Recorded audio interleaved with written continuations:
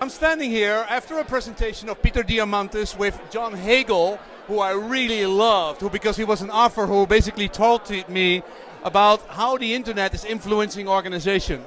Mr. Hagel, you were here on stage too. We have all these opportunities. We have all these incredible problems, and they can basically help us to make the world much better or to destroy us. How do you see those two choices? Well, I think in general what we're facing is at the same time both amazing opportunity but also mounting pressure.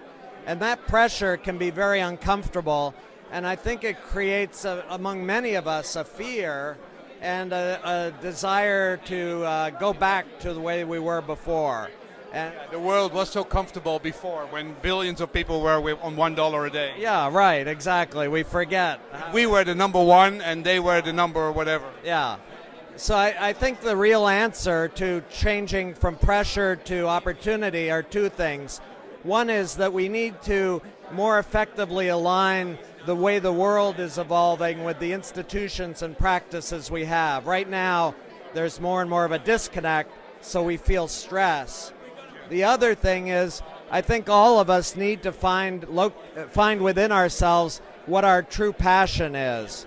Because if you don't have passion, the whole notion of mounting pressure, mounting performance pressure is very uncomfortable. Why would I want that? You know, I'm very comfortable just doing what but you're a very gifted guy, you're smart, you can write, you have a reputation, you're doing great, you have a house and kids and everything goes right. There's a lot of people who are uncomfortable with their job, 70%. Who are comfortable with the fact that somebody else wants their job and who's really much more equipped to do that. So it's very uncomfortable, all these huge amount of changes. It is, and I think part of the challenge is we were all taught to go to work to earn a paycheck, that the reason to go to work was to earn money so you could support yourself and have a family. And, you know, if you had a passion, it was do it outside of work, but don't get mixed up, don't get confused here. But I think that in a world of mounting pressure, it forces us to reassess and say, wait a minute, either the work I'm doing is something that I can become passionate about, and how would I do that, or I need to find some other work that's going to make me passionate. It's going to happen. Now, you have always been an activist in saying, Mr. Existing Company, this is going to be the change, you know, IT, internet, and that kind of stuff. You need to be more flexible, more smart. You've preached the gospel. How positive did it make you? You also made a living out of it by working for Deloitte. How positive are you by that this kind of message will come to the existing companies and that they can do something with it? Or is it more Schumpeter, creative destruction?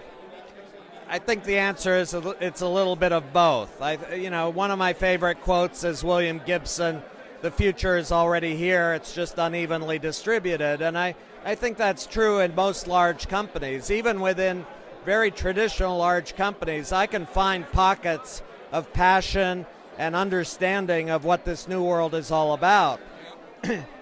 Everywhere there's heroes who know. Right. But the organization itself needs to change in that new direction. That's really hard, real hard.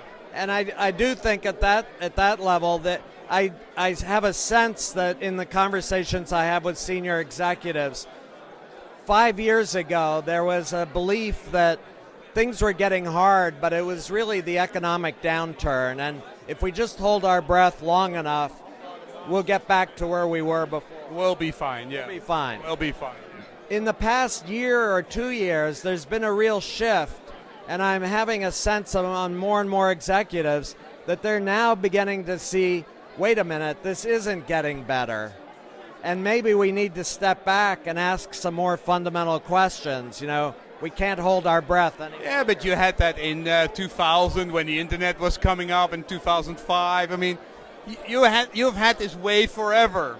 Will they learn or will they disappear? And is it 2 out of 3 companies which will disappear, or 5 out of 6 companies?